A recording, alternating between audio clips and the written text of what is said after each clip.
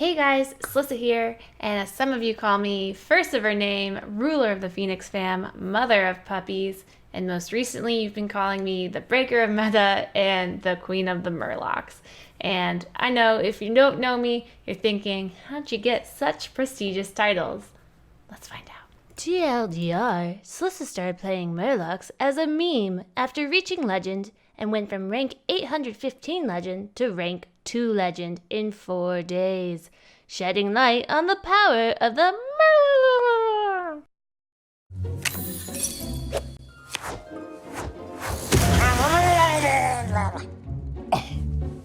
When scouring the interwebs, I found a variety of comments pertaining Murloc Shaman.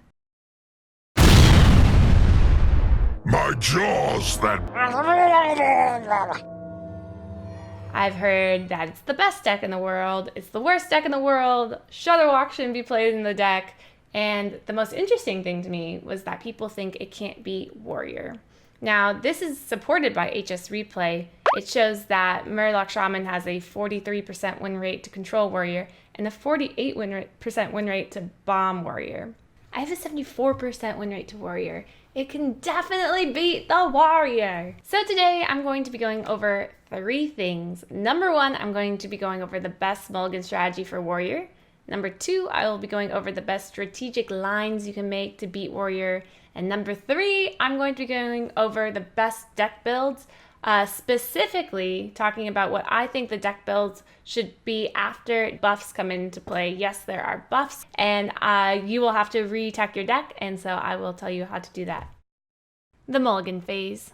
When facing off first Warrior, there are 2 lines of Mulligan you can go for. The first I refer to as the perfect start. That's Murloc Tidecaller, Murloc Tidehunter, Coldlight Seer. This is a great tempo start for nearly any matchup, including the Warrior.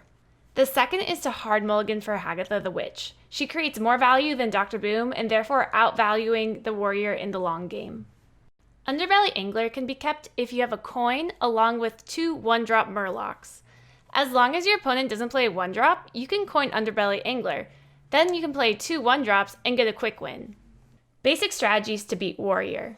If you've tempoed out Murlocs on turns 1 and 2, Seer on 3 makes your opponent unable to Warpath on 4, meaning they can only remove 1 minion with Militia Commander. A common mistake is to Warleader on 3 in order to boost attack. Boosting health is a better option. With this start, your turn 4 looks something like play another minion and Soul of the Murloc, or Murloc Tastyfin. Soul of the Murloc makes turn 5 Brawl infinitely worse, because you'll end up with a full board which you can then buff with Grimscale Oracle, Murloc Warleader, or even a Tempo Bloodlust. Murloc Tastyfin is your second best option into your opponent's Brawl turn. This almost always guarantees you will draw minions to refill what your opponent has destroyed.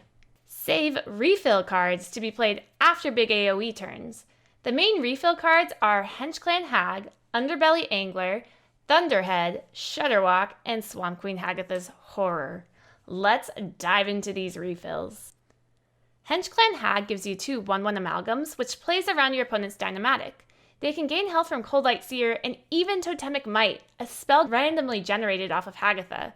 This spell used to sit there doing nothing, and now it actually adds value to the Warrior matchup.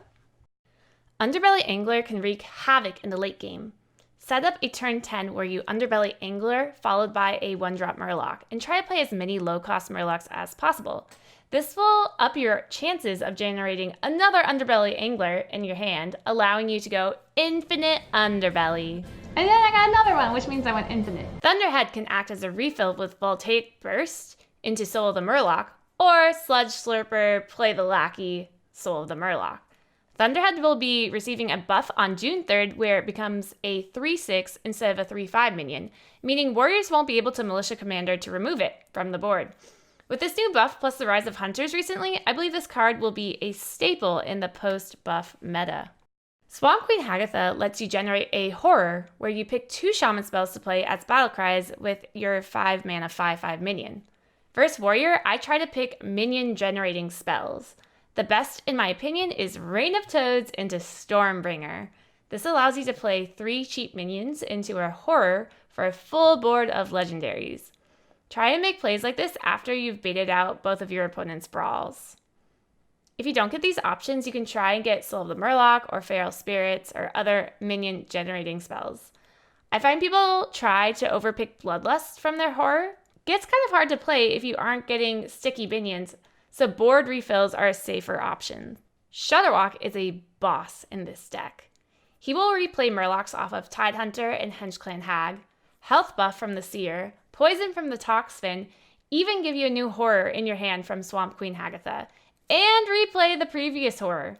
If you played Hagatha the Witch, there is a possibility of bad order, so make sure you pray to the RNG gods before each and every Shudderwock. With all these refill options, your opponent will eventually be unable to clear your board because they only have 2 Brawls and 2 Warpaths and run out of Rush minions, allowing you to Bloodlust in peace and harmony. How will buffs affect these strategies and deck builds? Hearthstone pros are predicting that warriors will be more powerful post-buffs due to Beryllium Nullifier and Security Rover becoming a 2/6. While these cards aren't run in warrior builds, they are commonly discovered off of Dr. Boom and Omega Assembly, meaning a buff to the deck overall. With more warriors on the ladder, you can be slightly more greedy in your deck build for Murloc Shaman. Stormbringer being reduced from 7 mana to 6 mana is now a serious contender to run in your list, as opposed to previously when it was only discovered off Hagatha the Witch or Swampqueen Hagatha. Pros like Language Hacker are already testing it in their decks and love it. Thunderhead being buffed to a 3/6 should also be ran to create board refill. It's also just really good versus scary hunters and token druids out there. Earthshock can deal with the pesky 2/6 security rovers in the late game. It will also help deal with Pogo Rogue, Death Rattle, /Mech Hunter, and Mech Paladin, which all received buffs on June 3rd. Deck build. An optimal deck build to defeat Warrior includes the typical Murloc build plus the following cards: Swampqueen Hagatha, Stormbringer post-buff, Hagatha the Witch, Shudderwock, and Harrison Jones. These are pretty expensive cards, so the more of these cards in your deck, the better. If the meta shifts to more aggressive lists post-buffs, then some of these cards can be dropped for techs like Lickum, Zap, and Oozes instead of Harrison, or other early game removal. This is the list I'll be trying post-buffs. I will include the code below if you'd like to try it yourself. Thanks for watching. If you enjoyed the video, make sure you give it a thumbs up and subscribe. You can also check out some of my gameplay videos. Follow me on Twitch, Instagram, and Twitter for more Hearthstone content. Have a good day!